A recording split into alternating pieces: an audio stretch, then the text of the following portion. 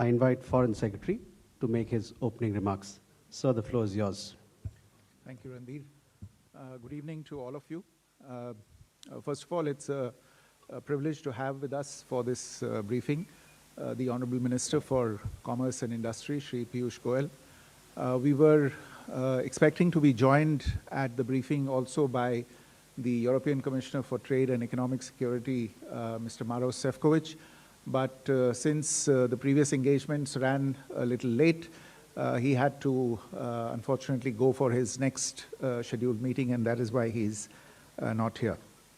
Let me make a few quick points with regard to the outcome of this truly historic visit that is currently underway. As you're aware, the President of the European Council, His Excellency Mr. Antonio Costa, and the President of the European Commission, Her Excellency Mrs. Ursula von der Leyen, are on a state visit to India at the invitation of Prime Minister Shri Narendra Modi. Both the presidents were jointly chief guests at the Republic Day celebrations yesterday. This is the first time ever that we've had European leaders as guests of honor for our Republic Day. The leaders from the EU are accompanied by the EU High Representative for Foreign Policy and Security and Vice President of the European Commission, Her Excellency Ms. Kaja Kallas, the EU Commissioner for Trade and Economic Security, as I said, Mr. Maros Sefcovic, and other senior leading officers from the Commission and the Council. Yesterday, Honorable Rashtrapati Ji received both the presidents at Rashtrapati Bhavan. The dignitaries then witnessed the Republic Day parade as guests of honor. For the first time ever, there was a EU contingent, in fact, consisting of European Union military staff and the European Union naval operations, Atalanta and Aspidus, representatives from both of these operations participating in the Republic Day parade. The EU leaders also joined Rashtrapati Ji and Prime Minister in the evening at the at-home reception at Rashtrapati Bhavan. Today, Presidents Costa and von der Leyen and Prime Minister Modi co-chaired the 16th India-EU Summit. They held detailed bilateral talks, both in the restricted format and in the delegation level format. Prime Minister hosted a luncheon in honor of the visiting presidents. There were several key documents that were signed and exchanged before the leaders, including, as you have all come to know by now, the joint announcement on the conclusion of the negotiations of a landmark and historic India-EU free trade agreement, an equally important security and defense partnership agreement between the two sides, and an MOU on a comprehensive framework on cooperation on mobility, among others. Prime Minister and President von der Leyen also addressed the India-EU Business Forum in Bharat Mandapam, where more than 100 CEOs from both the sides participated. The Business Forum comes at a timely moment, straight in the wake of the completion of negotiations of the India-EU FTA, because we will need the businesses on the two sides to quickly translate the intention of the FTA into concrete outcomes. The Honorable Vice President of India would also be meeting with both the distinguished guests, and later today, President Costa and President von der Leyen will be calling on Rashtrapati Ji, who will also host a banquet in honor of the visiting dignitaries. Let me very quickly give you a broad context and flavor of this visit and the outcomes thereof. The outcomes are deeply strategic in nature, and I would urge you to look at each of the outcomes for its specific significance in the overall scheme of things between India and the European Union. Over the last decade, relations between India and the European Union have grown steadily. They have grown not just in scale, but in significance as well, as evidence from the level and the frequency of contacts and engagements between the two sides. In our fast-changing world, the strategic partnership between India and the EU has a value beyond the bilateral context, particularly as we witness shifts in the global economic, technological, and strategic landscape. As the world's second and fourth largest markets, India and the EU also have very high stakes on all critical global challenges of the day, including overdependence and concentration of global manufacturing and supply chains on a limited set of geographies, an ineffective multilateral system, emerging multipolarity, and growing protectionist tendencies in different parts of the world. And therefore, as two large pluralistic democracies and open market economies, our leaders have resolved to take this very strategic partnership forward for mutual benefit and for the greater good of the global population as a whole. Our relations got a very big boost last year with the historic visit of the EU College of Commissioners, which facilitated a whole-of-government approach to our most immediate priorities, which include some of the outcomes today. And in fact, we've seen very substantial outcomes today, underlining the strategic importance that both sides attach to the bilateral relationship and to further elevating the India-EU strategic partnership. Today's summit, the 16th India-EU summit, was held after a gap of about 5.5 years. And as I said, it is a milestone, not only in terms of the outcomes, but also the quality of the outcomes, but also their numbers and the potential impact that they have. The leaders announced the successful conclusion of negotiations of the India-EU FTA. Trade and economic ties are central to this strategic partnership. EU as a bloc is one of the largest bilateral trading partners of India. Bilateral trade in 24-25 was close to $136 billion, with Indian exports of $76 billion and imports of $60 billion. Services trade between the two sides is around $83 billion. The FTA that was, whose negotiations were concluded and announced today will have a transformative role. Beyond boosting bilateral trade, they will boost investment, strengthening of supply chain integration, and support of sustainable growth on both sides. It is important to note that despite these obviously impressive numbers that are already there in the bilateral context, there has always been enormous room for growth in the bilateral relationship, room that was hitherto unexplored and which will now be leveraged to mutual benefit by the two sides. A second very important outcome of today's meeting, especially in the overall strategic context of the relationship, is the EU-India Security and Defense Partnership, which was signed in exchange today. While we have defense and security partnerships with several individual EU member states, this framework agreement on security and defense issues between India and the EU will be a first. It will bolster our engagements in maritime security, on defense industry, on cyberspace, and on counterterrorism. Particularly, this would allow Indian defense companies to benefit from the opportunities arising from the EU's own very significant defense initiatives that are underway. The two sides have also announced the launch of negotiations for a security of information agreement, which again demonstrates the long-term and strategic view that the two sides are taking of their relationship.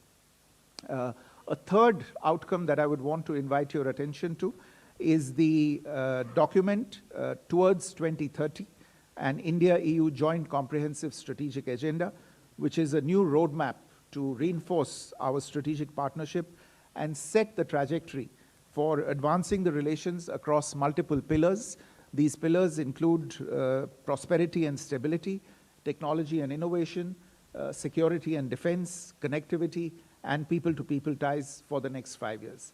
I would urge you to go into the details of this particular roadmap to see the depth of intensity and the breadth of coverage that we intend to bring to this relationship.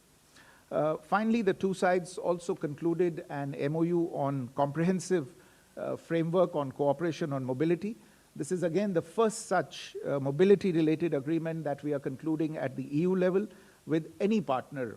For the EU, this is a first with any partner for them. The MOU will facilitate and streamline safe, regular migration, support skill development, and ease the movement of highly skilled workers, students, researchers, and seasonal workers who happen to be in occupations in demand between the two sides. The two leaders, in fact, emphasized that some of the strongest relationships between the two sides, between India and Europe, are built by the people-to-people contacts. Today, the Indian diaspora in the EU is over 1 million people. Indian professionals in Europe are making notable contributions in several fields, including information technology, healthcare, engineering, and finance. There are more than 100,000 Indian students in Europe who continue to pursue higher education in leading universities in the EU. In addition to these agreements that I have outlined, there were a number of other important understandings that were reached. This includes the announcement of projects under the India-EU trilateral partnership, the renewal of the India-EU agreement for scientific and technological cooperation until 2030, the administrative arrangement on advanced e-signatures and seals, an MOU between the Reserve Bank of India and the European Securities and Market Authority, an administrative arrangement on cooperation in disaster risk management, and again, very, very importantly, a decision to launch exploratory talks on the association of India with Horizon Europe. Horizon Europe is the world's largest public scientific research program, and India's association with this program can bring us great benefits in the future. In addition, we've constituted an India-EU task force on green hydrogen and set up a EU pilot legal gateway office in India to enhance skill mobility and launch of negotiations, as I said earlier, for an India-EU security of information agreement. So to conclude, the visit of Presidents Costa and von der Leyen to India is emblematic of our trusted and strategic partnership. We are confident that this visit will instill further momentum to deepening of India-EU ties, create more business opportunities, lead to job creation, and intensified cooperation in education and scientific research, opportunities for students, enhanced mobility for professionals and highly skilled workers, and open a new chapter in security and defense cooperation between India and the EU. I want to end by citing two quotations from the leaders at the meeting. President von der Leyen said that the world is waiting for more from EU and India. So this was really an expression of the potential that is there in this deeply, deeply strategic relationship that the two sides are now beginning to explore much more fully. And Prime Minister said during his intervention during the talks that the EU and India have put in place a blueprint for shared prosperity. I think these are the indicators of the sentiment behind the meeting today. Again, an indication of the strategic significance of this visit and of the outcomes that have marked this visit. I'll stop here. Honorable Minister would like to brief you further on the key outcome. Thank you, Vikram. And I'd like to begin by congratulating 1.4 billion brothers and sisters in India. 140 crore देशवासियों को बधाई देना चाहूँगा. Just like Foreign Secretary just articulated in great detail, this visit is extraordinary. It goes far beyond a free trade agreement. It goes far beyond the humongous potential that is being unlocked with the free trade agreement. It is truly a statement of deep partnership and the strategic intent of the European Union and India coming together in a multitude of areas to strengthen our partnership, to work together for the shared prosperity and a better future for 1/3 of humanity. It is a reflection that when 25% of global trade decides to strengthen the strategic partnership, including with the free trade agreement, it unlocks the doors to defense cooperation, greater investments, to cooperation in the field of innovation and science, to further integration of financial markets. And therefore, I would term this visit, as very rightly pointed out by the Honorable Foreign Secretary, as a game-changing and transformational visit in terms of the strategic partnership between European Union and India. And therefore, I think congratulations are in order to Honorable Prime Minister Shri Narendra Modi ji, to Her Excellency Ms. Ursula von der Leyen, the President of the European Commission, and His Excellency Mr. Antonio da Costa, the President of the European Council.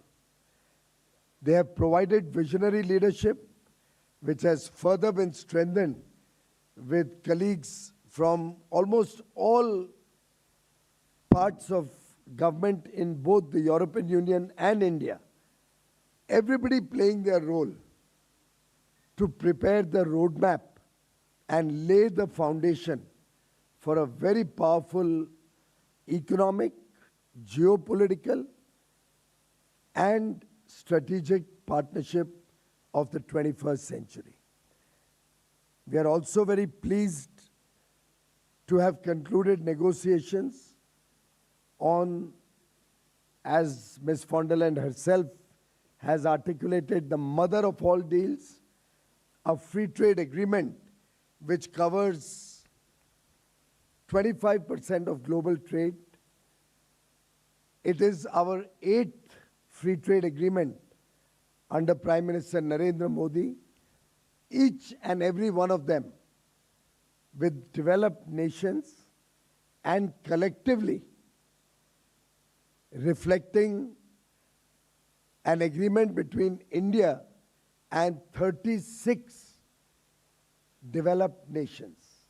With these 27 of the European Union, 4 from the EFTA, 31 and 6 more, 37 developed nations and India have entered into free trade agreements in a short span of 4 years under the leadership of Prime Minister Narendra Modi. Friends, this breakthrough in the EU-India trade relations comes after 20 years. You're all aware the discussions were launched in 2006.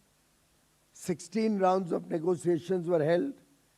Sadly, in 2013, efforts were aborted and almost nobody ever imagined the European Union and India being able to come up with such a robust partnership framework as has been finalized by our leaders today.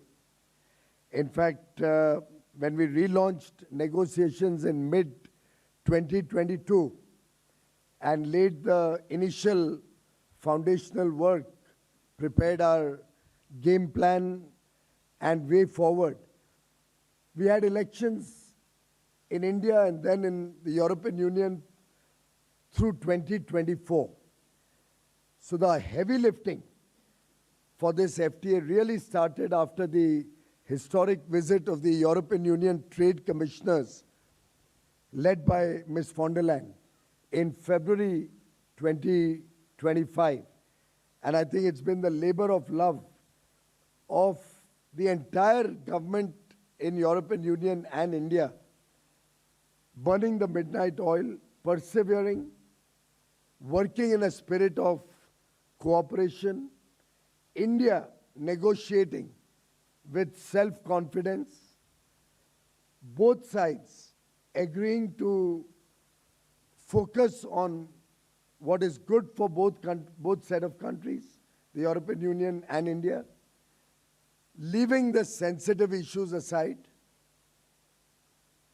and therefore coming up with a very balanced, equitable, and fair free trade agreement, which is a win-win for all sections of industry, both in India and European Union, opening up plethora of opportunities for investment, opening up markets which are complementary, with India gaining access significantly in labor-intensive industries like marine products, chemicals, footwear and leather, plastic rubber goods, textiles, apparel and clothing, gems and jewelry, furniture, sports goods, toys, and the European Union industries gaining access to the large and fastest growing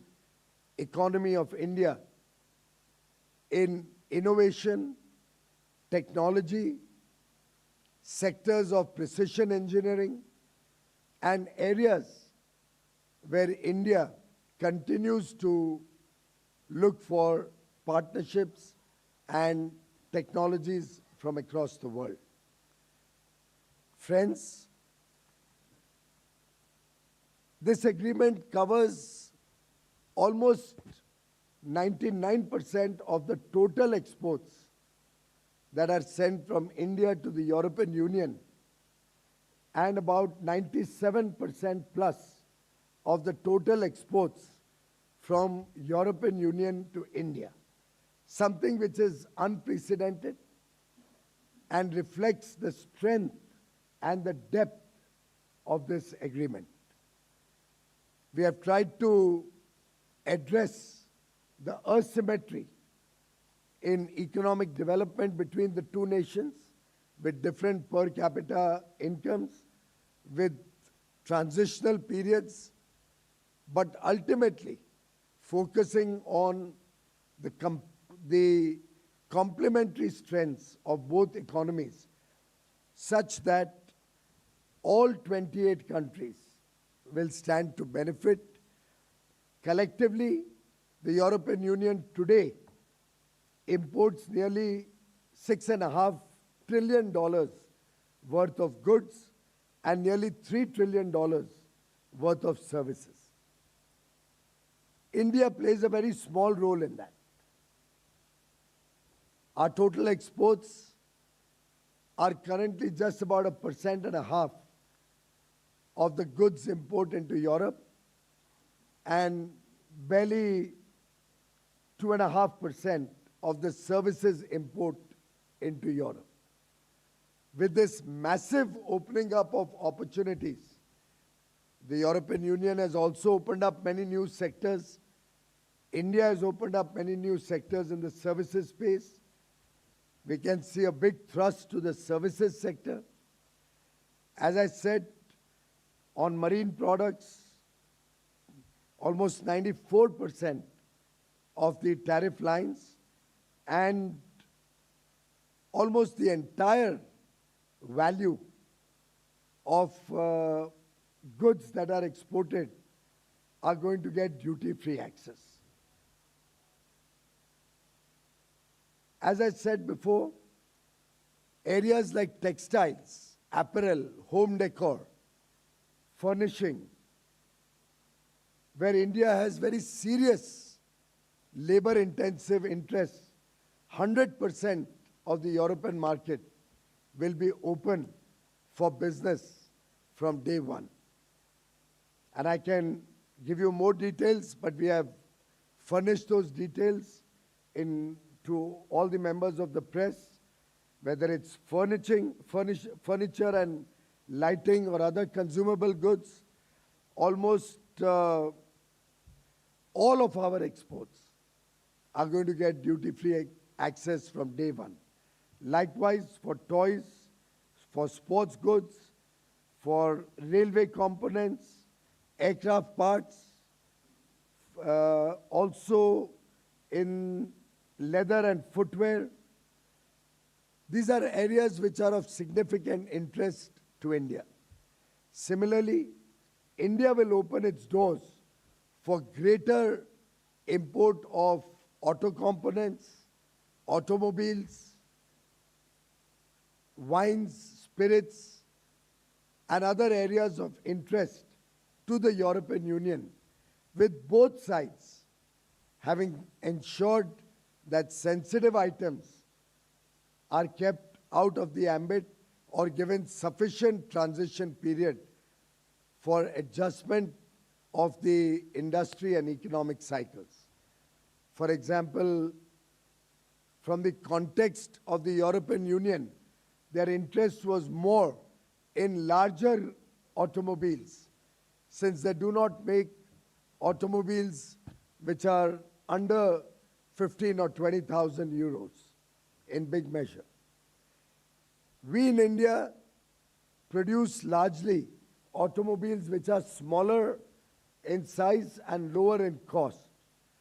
So we've been able to come to a very amicable understanding where the auto industry in Germany is very happy, getting greater access in a phased manner in areas of their interest, while Indian industry is very happy that we've been able to protect their areas of interest in the smaller and low-cost automobile sector. And this is the story that's been repeated in sector after sector. So I believe we are offering today to the world an agreement which is unprecedented in scale, in terms of market access. It will support Make in India and support industry in the European Union. It opens up plethora of opportunities for investments on both sides. We have seen large investments flow from Europe to India, which can now grow manifold. At the CEO Business Forum, one of our industry conglomerates was mentioning that they have already invested $70 billion in Europe.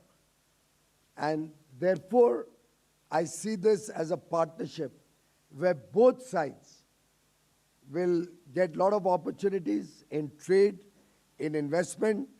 It provides stability of policy, predictability of tariffs and rates, and it provides certainty to business, which is the sine qua non to successful trade and engagement between two large economies. Europe is, of course, a $20 trillion plus economy. India, being the fastest growing large economy, will become a $30 trillion plus economy by 2047 and catch up very rapidly with the developed world. And together, we will work for the shared prosperity and better future for 2 billion people in Europe and India. Thank you very much, friends, and I look forward to a very successful journey through trade, through investments, through all the various areas articulated by Foreign Secretary, be it mobility, be it our strategic and defense partnership, be it our innovation partnership, be it our partnership on scientific discovery research and development, being our partnership to further our interests in multilateral organizations where we work together for the good of humanity. Thank you very much. Thank you, sir. We now open the floor for some questions. Please raise your number or your hand, and then I'll identify you. Can we go there? 183.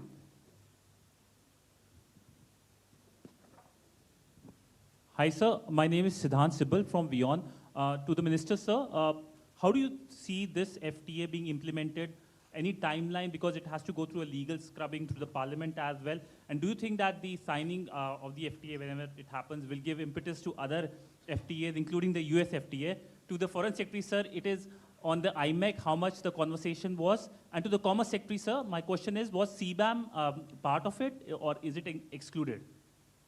Well, I think every agreement stands on its own legs, and this is a wonderful agreement. It will be taken up for legal scrubbing on a fast-track basis, as we discussed today, and translated into 24 languages simultaneously. We do hope that we should be able to celebrate the entry into force of this agreement within calendar 2026 itself. I think on connectivity, on IMEC you mentioned, as you know, connectivity is a very important thread in the agenda between India and the EU. And indeed, it was on the agenda today. There was a discussion about it. And there was consensus on the fact that the IMEC initiative is one that should be taken forward. And we should now graduate from the working level meetings that have taken place to higher level meetings, culminating in a summit of the IMEC member countries. So between Europe and India, we are united on this, and we will take this forward with the other collaborators within IMEC. Can we have a question there? So my question on CBAM. Thanks. On CBAM, as you are aware, CBAM is a horizontal regulation which is applicable to all partner countries across the globe. Under FTA also, there are certain provisions that we have agreed under CBAM. One, a technical dialogue has been agreed to be set up, which will address the pathway for our industries to access the market in spite of the CBAM regulation being there. We'll be working together to see that the verifiers for CBAM in India are also accredited by the use agencies so that our industry are able to access them. We'll also be working together to see and understand the technical processes through which this carbon CBAM measurement will be done in both the economies. And three, we also will provide, this group will also provide that in whatever Indian carbon trading system comes into future, that will be also accounted for and plugged into their CBAM regulation to see that the industry, which is part of the trading ecosystem, carbon trading pricing ecosystem in India, is accounted for. Their payments here or their carbon costs here are accounted for as part of the CBAM. Further, to our larger comfort, they have given this commitment that in case they are able to bring in any flexibility under CBAM for any partner country across the world, that will automatically flow out to India also. So we do have a forward MFN commitment under that. Thank you. We'll go for a question there. 24, please. Thank you very much, Maria Tadeo for Euronews. Minister, you have signed this deal now, and both sides agree, which is rare these days, that this is a win-win situation for both. I was wondering, however, India and the European Union share the fact that both countries were really hit by tariffs, both the European Union and now India to 50% from the Trump administration. So I wonder how much of a unifier beyond a win-win was the US president? I don't think we even discussed this at any point of time. Okay, 127 here.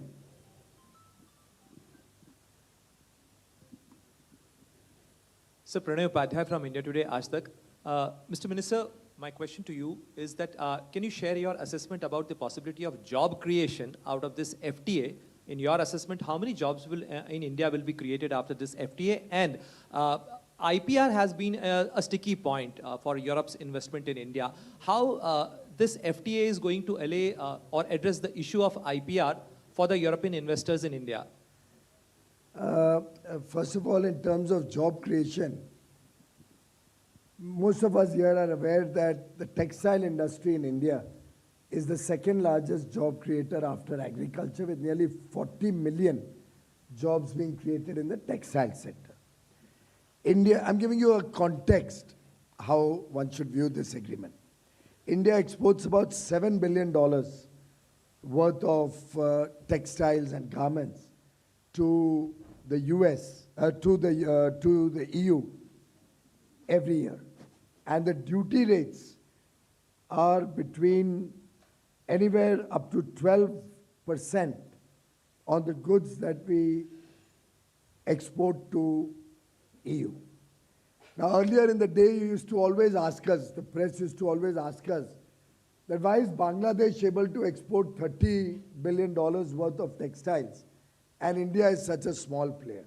Because Bangladesh, being a least developed country, LDC, had zero duty access. And they were able to capture 30 billion out of the $250 billion market of European Union in textiles alone. Now we see before our eyes a potential to grow from 7 billion to at least 30, 35, 40 billion very quickly, being an area of strength in India. And you can imagine that if we add this kind of business only in the textile sector alone, just only in the textile sector alone, we are looking at close to 6 or 7 million jobs coming into that sector. So it has tremendous potential. The sectoral gains in various areas, particularly in the labor-intensive areas, give us tremendous potential for job creation in India. Also, we had a discussion with the European friends.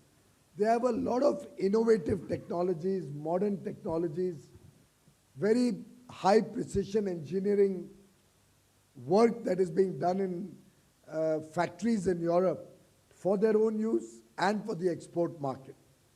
But there are several markets, including India, where because of the high labor costs or the non-availability of adequate labor, they are not able to capture markets in many parts of the world like Africa or Latin America, even Asia.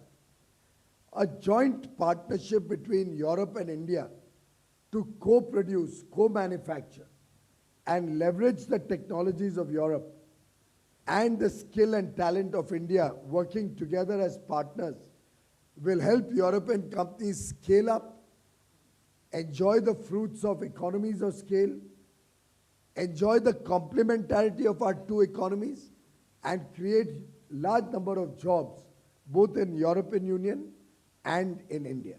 So to my mind, this is a huge boost, whether for our startups, whether for our sectoral interests, whether for the economy as a whole. IPR, you are already aware, the most litigious countries on IPR are Switzerland and UK. And we have already got an IPR in both the free trade agreement that we've done with EFTA, four-nation EFTA bloc, and with the UK. So obviously we have a very robust IPR chapter in the EU-India FTA also. We have a question here, 187. Sir, this is Rajesh from PTA. Sir, two small questions. Regarding CBAM, we have received commitment, certain commitments for CBAM in the FTA. But do we have any kind of provision, sir, where India can protect its domestic industry if EU will impose carbon tax under CBAM in the future? And second question is, can we share some caps, like what kind of visa caps or visa numbers EU has committed under the FTA for students and IT professionals? he's already responded on CBAM.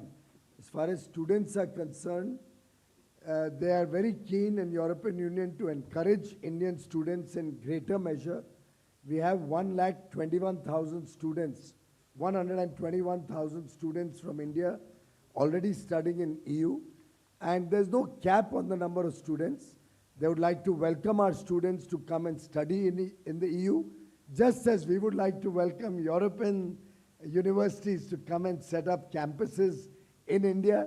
And I would love to see in the future, as we have discussed, joint degrees and our European young men and women coming and working in India so that they get a flavor of the growth engine that India is and become a part of the growth journey that India and Europe will share together. We have 238 there. This is Deepshika from Economic Times. Sir, could you share details on the totalization agreement? Because how will that play out? Will these be individual agreements separately done with the countries? On social security, normally social security agreements are in the remit of the member states. They do not form under the remit of the European Commission. However, that's why you will see none of the EU FTAs have got any commitment under social security. This is the first FTA wherein we have brought in social security because this is an important need of India, and we have linked it to some of our forward MFN commitments under services. For first 5 years, these commitments will stand along with the nudge to the member states to move towards social security agreements. These agreements naturally has to be done bilaterally. Today we already have with 14 out of 27 member states, and we hope in next 5 years we'll have with the remaining 13 also. Thank you. We have a question there, 129.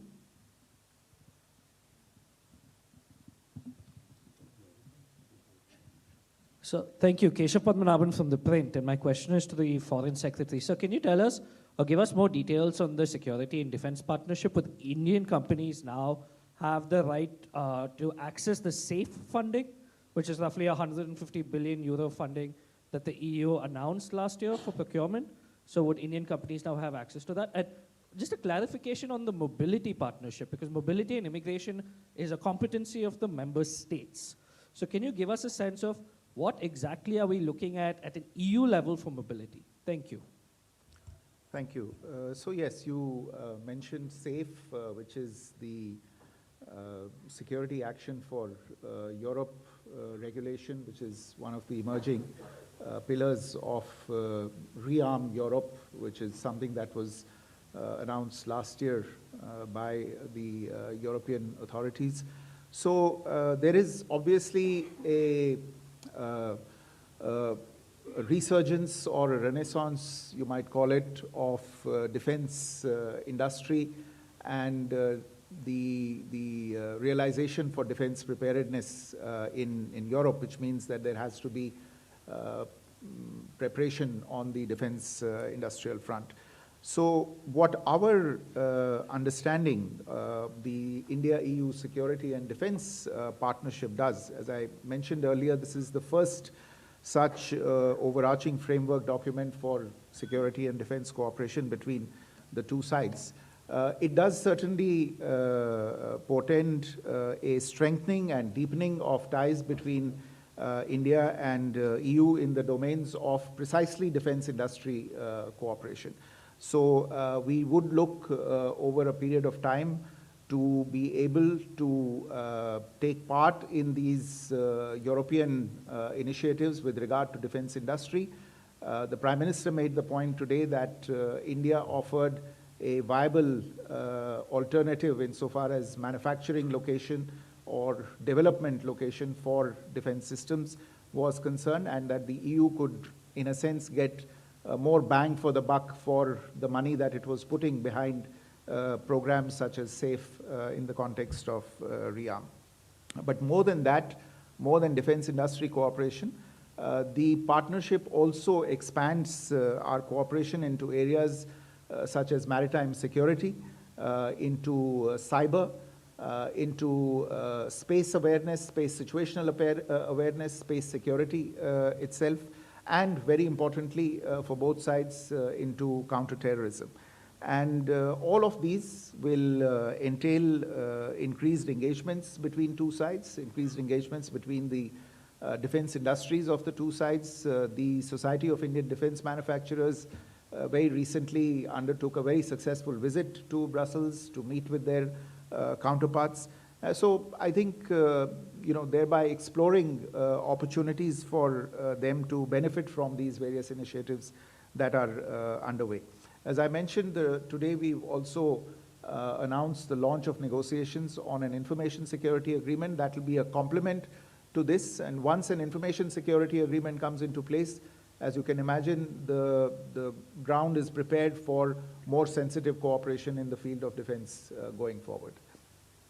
And on the comprehensive framework for cooperation on mobility, yes, you're right. Mobility is a member state competence. It's not an EU competence.